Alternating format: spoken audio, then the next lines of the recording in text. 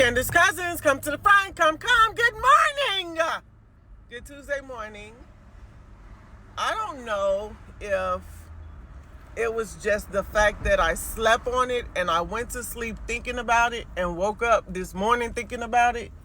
But the magnitude of the bombshells that Candace Owens dropped yesterday and the connections that she made yesterday, the dots that were connected yesterday, are just simply mind-blowing to me. Okay? They're simply mind-blowing to me. So let's dissect this. Let's take this in one more time, okay? And we need to try to make this make sense. So first of all, the information that she dropped regarding the Butler, Pennsylvania assassination attempt of Trump, and the things that she said about that event and about the man who was killed at that event, that was something that Barron had started on but walked away from because it got too dark for him to be able to handle. Like he said, he don't have a armed security team to protect him and his family.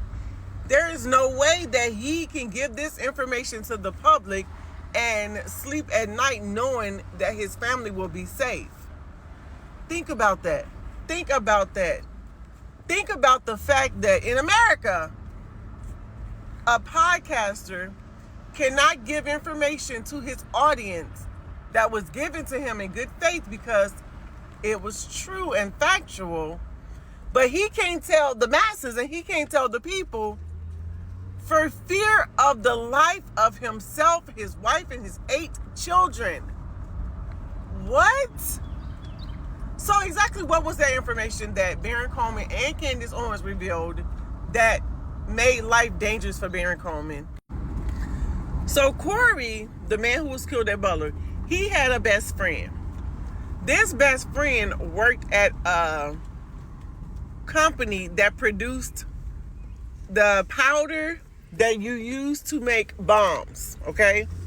Basically like TNT, but it's just like the smallest amount of that TNT could make big explosions. So I think the example Candace gave was 6 grams of that particular TNT. I'm saying TNT. I know I'm saying it wrong, but I'm calling it TNT so I can remember. 6 grams of that is all that was needed to blow the pagers up overseas. So then Candace was talking about, she went back to the theories of people saying that Charlie's road mic could have possibly been used as an explosive. And the strap metal from that is what caused the injury to his neck. So if only 6 grams were used for a pager to ignite, you would need even less than that for a road mic to ignite, okay? Put that in the back of your mind. So this friend of Corey's died in a freak accident, as they called it. In this freak accident, he was in his backyard burning papers in a burn barrel, and something just happened and a huge explosion occurred, okay? Which is what killed him. And Corey was his friend, and Corey would not accept that answer as to why his friend died, because his friend was very familiar with the explosive. His friend was very careful. This was his job. He was the CEO of this company. So the friend had told Corey that he was under investigation from the ATF because he had stolen large quantities of this TNT, is what I'm calling it, from his company. And he was under investigation, so he was scared. And Corey was saying that if you take into account, basically, allegedly, if you take into account the friend stealing this from his job, this is a regular, normal layman, right? He has no need for these explosives at home. What possessed this man to risk everything, his career, his family, prison, to steal this particular explosive from his job? And now this man was upset and this man was scared. So he confided in Corey. Okay? So what Candace was saying basically was, Corey is one of the only ones, allegedly maybe, that knew this information about this friend. And he was loud about not accepting the friend's cause of death as being a freak accident. Corey and his family bought regular tickets to the Trump rally in Butler. Someone came up through the line and asked Corey and his family specifically if they wanted to be moved front row. There's a lot of jibber jabber on X talking about, see, Corey wasn't in the front row. He wasn't in the front row. Listen, at an event of that size, being on the stage with Trump, with the size of those events, yeah, that's VIP front row seat. I don't give a fuck what y'all talking about. Talking about some, he wasn't in the front row. He was in the third row from the back behind the bleachers. Bro, shut up. That was VIP. That's front row, okay? That's not the seating that he had originally purchased, which was all the way in the back of the crowd where he probably would have been safer, right? Nevertheless, Candace put that out there, which is information that Barron too also had. But he walked away from that a while back because that scared him for the safety of his family. That was one bombshell that Candace dropped yesterday. So, baby, when she dropped that bombshell, I hit the floor because what do you mean? What? How is all of this starting to connect full circle? And then she dropped the video of Charlie Kirk when he was stating how the Butler, Pennsylvania situation seriously made no sense. And she went line by line of that video of Charlie Kirk himself outlining why that made no sense.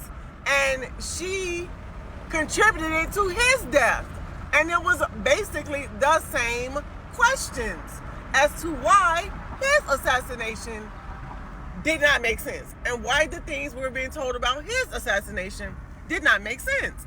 And Charlie Kirk was basically saying how this was a huge cover-up and nothing makes sense and they need to keep asking questions. So if TPUSA and his wife have a video of him being this on fire about the Butler, Pennsylvania situation, why would they want to shut down everything and everybody who is the same on fire about his assassination? Makes no sense. Unless, right.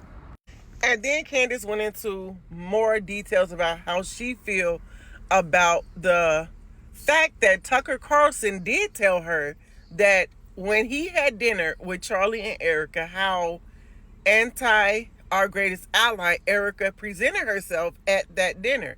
And it was more so as though she was our greatest ally. And this is another thing Candace let slip yesterday. It was also told to Candace that Erica Kirk was our greatest ally, as well as against all of the pastors that Charlie was surrounding himself with. She was not okay with all of the pastors he was being surrounded with. The same pastors that she took in, put on a platform, did tours with, and all of this stuff after the fact.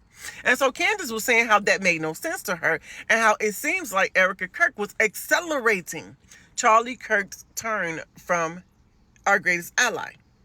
And so if she is indeed accelerating his walk away from our greatest ally on one end, and on the other end, she's knowing what he's receiving from it, the threats, the hate, and the warnings, but not saying anything on that end. Basically how she was playing two ends against the middle to get what she wanted in the long run. And baby, that is crazy. And also there was a snippet of her show where there was an actual Mossad agent. This Mossad agent was saying that they have the capabilities of making every single thing they want to make into a real life Truman Show. That's just how good they are. That's just how powerful they are, how connected they are. So if you take all of those things, baby, I am 1000% convinced Charlie Kirk's life was absolutely 100% a Truman Show. No one around this man was there because they truly, genuinely wanted to be there, because they truly, genuinely cared about him. And the one person that was there because she loved him and cared about him, they pushed her out and tried to turn him against her.